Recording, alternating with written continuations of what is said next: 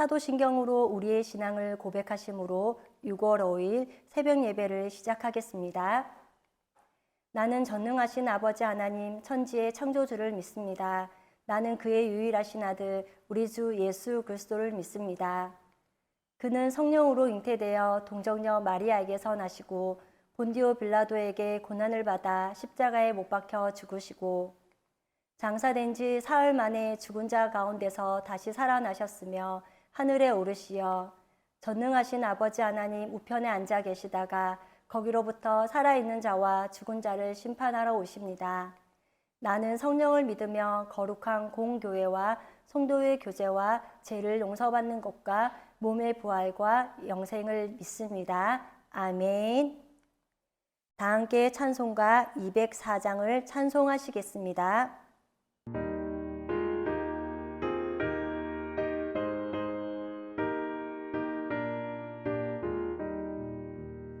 주의 말씀 듣고서 주내 가는 자는 반석 위에 터닫고 집을 지은 같아 비가 오고 물나며 바람 부딪혀도 반석 위에 세운 집 무너지지 않네.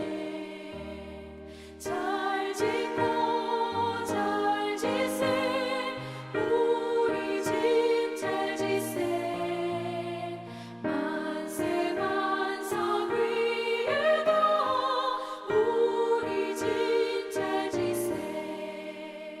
주의 말씀 듣고도 행치 않는 자는 모래 위에 터닫고 집을 지은 같아 비가 오고 물나며 바람 부딪힐 때 모래 위에 세운 집 크게 무너지네.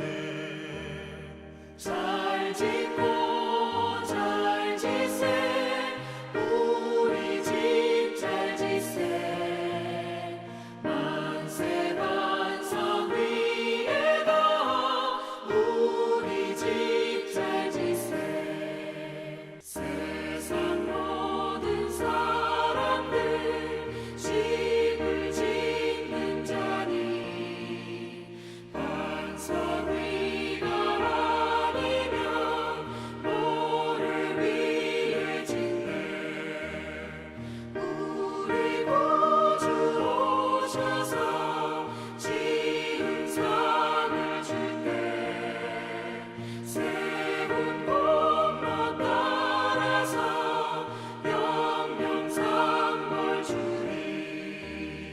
잘 짓고 잘 짓세 우리 집 잘 짓세 만세 반석 위에도 우리 집 잘 짓세.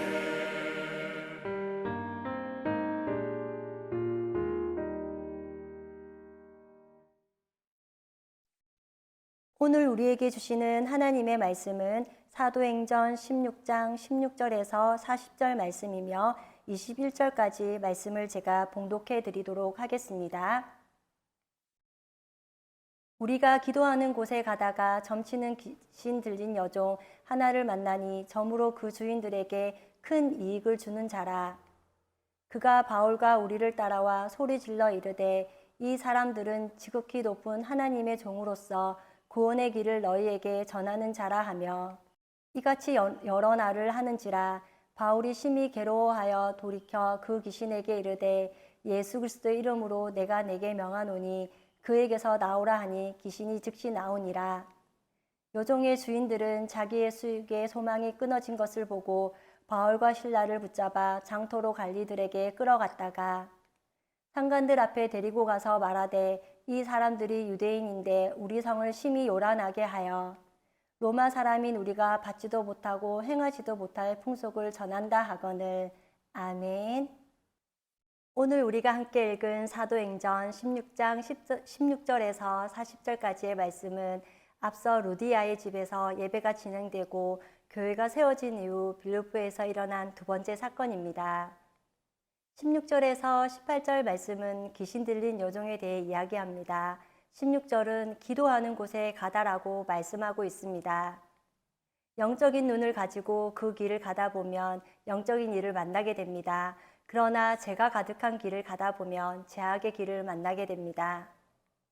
그런데 바울은 지금 영적인 곳으로 가고 있습니다. 그렇게 성령을 따라 나아갔던 바울은 여기에서 하나님의 역사를 경험하게 됩니다. 한 여인이 있었습니다. 이 여인의 주인은 이 여인이 점치는 것을 통해 돈을 버는 악한 주인이었습니다. 귀신 들린 이 여인이 바울을 알아본 것입니다. 사람들은 예수님이 누구인지 몰라도 귀신은 예수님을 정확하게 알아봅니다. 그리고 예수님의 사람들을 잘 알아봅니다. 그래서 이 여종이 바울을 보자마자 지극히 높은 하나님의 종이라고 말하며 구원의 길을 너희에게 전하는 자라고 말합니다. 이것은 여인이 말하는 것이 아니라 여인 안에 있는 귀신이 정확하게 이 자는 하나님의 종이다, 구원의 길을 전하는 자라고 바울을 향해 이야기를 하고 있는 것입니다. 그렇다면 귀신은 우리에게는 또한 나에게는 어떤 사람이라고 말을 할까 한번 생각해 보았으면 좋겠습니다. 이 여인은 지금 바울 일행을 이렇게 소리 지르면서 따라다니고 있는 것입니다. 그리하여 바울은 내가 명하노니 그에게서 나오라고 말하게 됩니다. 그러자 귀신이 그 여인의 몸에서 즉시 나오는 놀라운 일이 벌어지게 된 것입니다. 사람은 자신의 이익을 먼저 생각하고 상대방을 통해 돈이 생기는 존재인지를 먼저 계산하게 됩니다. 그러나 예수의 영이 있는 바울은 하나님의 형상으로 만들어진 귀한 존재임을 알고 영혼을 긍휼히 여기는 마음으로 귀신을 내어 쫓은 것입니다. 그 다음 19절에서 25절은 이제 여인이 점을 못 보게 되니까 주인들의 수입이 끊어지게 된 것입니다. 이렇게 여종의 주인들이라 하는 자들이 한 여인을 통해 이익을 남기는 아주 악한 사람들이었습니다. 그러므로 그들이 바울과 실라를 붙잡아 고발한 것입니다. 타락한 인간이 고발한 내용은 자신들의 수입이 끊어졌습니다. 경제적인 손실이 큽니다. 라고 말하지 않습니다. 진짜 이유는 감추고 명분을 다르게 해서 말을 합니다. 진짜 알려야 하는 귀신 들린 여인을 멀쩡하게 만들었습니다인데 그 말은 하지 않고 성을 요란하게 했다는 죄를 가지고 거짓말을 한 것입니다. 그리고 로마 사람인 우리가 받지도 못하고 행하지도 못할 풍속을 전했다는 것입니다. 로마 사람들이 가장 중요시 여기는 것은 치안과 질서를 어지럽히는 것이었습니다. 그렇기에 20절과 21절의 제목은 관리들을 긴장시키는 것이었습니다. 그런데 여기에서 이상하게도 지금 어떤 신문이나 재판 절차가 전혀 없이 다짜고짜 무조건 바울과 실라를 둘겨 팼다는 것입니다. 22절과 23절 사이를 보며 매로 치라 하여 많이 친 후에라고 말씀하고 있습니다. 온몸에 엄청난 몽둥이 찜질을 당했던 것입니다. 여기에서 바울이 첫 번째 맞은 태장이었습니다. 그리고는 간수에게 명령해서 바울과 실라를 깊은 옥에 가두고 그 발을 차고에 든든히 채워서 집어넣었다는 것입니다. 만약 우리가 바울과 실라의 입장이라면 어떨지 한번 또한 생각해 보았으면 좋겠습니다. 성령의 인도하심을 따라 즉시 순종하여 따라왔던 길이지만 그러나 매를 맞고 감옥에 갇히는 이런 엄청난 일이 기다리고 있었던 것입니다. 이런 상황에 바울과 실라는 하나님 도대체 이게 뭡니까? 라는 항변을 하지 않았습니다. 바울과 실라는 감옥에서 한밤중에 하나님께 기도하고 찬송했다는 것입니다.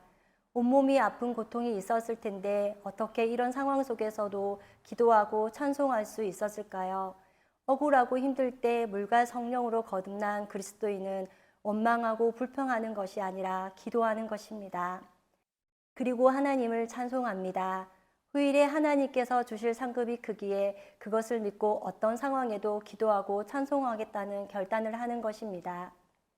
말씀에 의지한 결단이 있을 때 성령께서 도와주셔서 우리의 마음을 지킬 수 있을 것이라고 생각합니다. 또한 바울과 실라는 어떤 상황 속에서도 기도하고 찬송하는 것이 그들의 일상이었습니다. 그런데 이것을 제수들이 들은 것입니다. 우리도 우리를 통하여 직장이나 가정에서 그리고 학교에서 주위 사람들이 과연 어떤 소리를 듣고 있는지 생각해 보았으면 좋겠습니다. 26절에서 30절까지의 말씀입니다. 이렇게 기도하고 찬송했더니 큰 지진이 났다는 것입니다. 그리하여 모든 사람의 매인 것이 다 벗어지게 된 것입니다. 육적인 눈으로 볼 때 큰 지진은 어려움입니다. 그러나 이런 지진을 통하여 옥문이 열리는 사건이 일어난 것입니다. 바울과 실라가 옥에 갇힐 때 이미 간수에게 명령한 것이 있었습니다. 그러므로 이런 일이 일어나자 바울과 실라가 도망을 간 줄 알고 간수는 칼을 빼어 자결하려고 합니다. 간수가 자결하지 않으면 온 집안 식구들이 다 죽게 되기 때문입니다. 그러나 간수는 자신이 죽고 바울과 실라가 도망간 것이라 하면 자신들의 가족들은 살릴 수 있기에 자살을 하려고 했던 것입니다. 그때 28절 바울이 크게 소리질러 이르되 내 몸을 상하지 말라 우리가 다 여기 있노라 하니 라고 말씀합니다. 바울은 도망가지 않았다고 큰 소리로 외칩니다. 그러자 30절 그들을 데리고 나아가 이르되 선생들이여 내가 어떻게 하여야 구원을 받으리일까 하거늘 어떻게 간수가 이렇게 이야기를 할 수 있었을까요? 이미 간수는 소문을 들은 것입니다. 귀신 들린 여자의 이야기를 통해 바울과 실라가 구원의 길을 전하는 자로 알고 있었던 것입니다. 31절은 이르되 주 예수를 믿으라 그리하면 너와 내 집이 구원을 받으리라고 말씀합니다. 그 다음 32절에는 주의 말씀을 그 사람과 그 집에 있는 모든 사람에게 전하더라. 이렇게 구원받는 주님의 말씀을 전했습니다. 그러므로 우리가 전해야 할 것은 하나님의 아들인 예수님이 십자가에서 나의 죄를 처리해 주시기 위해 죽으시고 죽으신 지 3일 만에 부활하심을 그리고 구름 타고 하늘로 올라가셔서 다시 공중으로 오시겠다고 약속하신 이분을 믿을 때 구원이 있다는 말씀을 전해야 할 것입니다. 33절 말씀은 그 밤 그 시간에 간수가 그들을 데려다가 그 맞은 자리를 씻어주고 자기와 그 온 가족이 다 세례를 받은 후라고 말씀하고 있습니다. 33절 말씀에서 세례를 받았다는 것은 예수님을 믿기로 결심했다는 것입니다. 22절부터 34절까지의 말씀은 바울과 실라를 통해 하나님께서 사람을 구원하는 일을 하셨습니다. 그 다음 35절과 40절까지의 말씀은 이제 날이 새매 상관들이 부하를 보내어 이 사람들을 놓으라고 합니다. 간수가 그 말대로 바울에게 말하되 상관들이 사람을 보내어 너희를 놓으라 하였으니 이제는 나가서 평안히 가라라고 말합니다. 그러나 바울이 말하기를 로마 사람인 우리를 제도 정하지 않고 공중 앞에서 때리고 옥에 가두었다가 이제는 가만히 내보내려고 하느냐라고 말하면서 그들이 친히 와서 우리를 데리고 나가야 하리라고 말씀합니다. 이것은 로마 시민을 제도 정하지 않고 재판도 하지 않고 감옥에 집어넣었으므로 이것은 로마 시민을 부당하게 다룬 문제를 삼았을 때 무죄가 선언되는 것이기 때문에 그들이 찾아와 쩔쩔매수밖에 없다는 것입니다. 그럴 때 바울은 당당하게 옥문을 걸어 나갈 수 있기 때문입니다. 이것은 상황이 뒤바뀌게 된 것입니다. 오늘 우리가 함께 읽은 말씀은 빌립보 지역에서 일어난 두 번째 사건으로 귀신을 쫓아내는 기적이 일어납니다. 그리고 간수 이야기를 통해 정치적 보호가 있었습니다. 빌립보 교회가 든든히 서도록 하나님께서 역사하신 것입니다. 그리고 신앙의 생생한 간증이 있었습니다. 핍박이 많은 시대이지만 간수가 바울을 변호하고 있었습니다. 하나님의 놀라운 역사로 교회가 든든히 세워져 갔습니다. 이렇게 빌립보 교회가 든든히 세워져 가듯 우리 코노스톤 교회도 이 마지막 시대에 예수님을 믿는 것과 복음을 전하는 것이 쉽지 않지만 거듭남과 거룩한 그리고 치유의 복음으로 그리스도의 재림을 기다리면서 하나님을 예배하고 성경을 배우며 복음의 증인으로서 살아가는 가운데 간증이 넘치는 우리 성도님들의 삶이 되며 끝으로 우리 교회가 진리 가운데 더욱 든든히 세워져 가기를 소망하고 기도합니다. 다 함께 찬송가 370장을 찬양하시겠습니다.